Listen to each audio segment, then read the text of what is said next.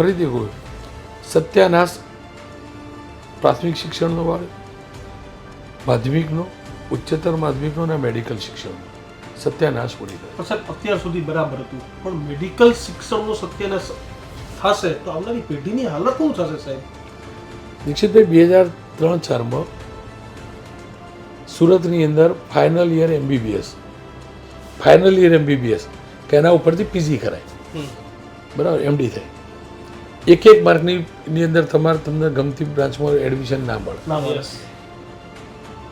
Veer Narmad south Gujarat university અંતર્ગતની સુરતની સરકારી medical કોલેજના મને ખબર પડી કે 21 કેટલા છોકરાઓનો માર્ક વધઘટ કરેલા, કેટલાકના વધારેલા, કેટલાકને ઘટાડેલા પેલા લોકો મેરિટમાં આગળ આવે. એ વખતે આ સેન્ટ્રલાઇઝ સિસ્ટમ નહોતી.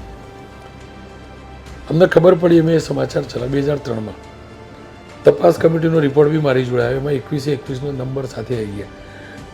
મેં ટેલિકાસ્ટ કરી. નરેન્દ્રભાઈ મુખ્યમંત્રી હતા, એક્ઝામ કંટ્રોલર સસ્પેન્ડ થયો. દુઃખની વાત જોજો, પેલા વધેલા તો નેચરલી બહાર આવવાના જ.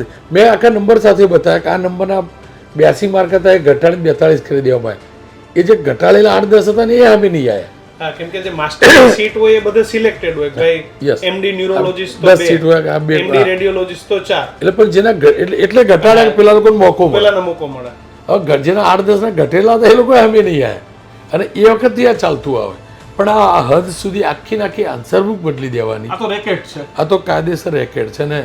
આ તો મેડિકલનું તો બીજા બધા કેટલા રેકેટ થશે તો ખબર જ નથી.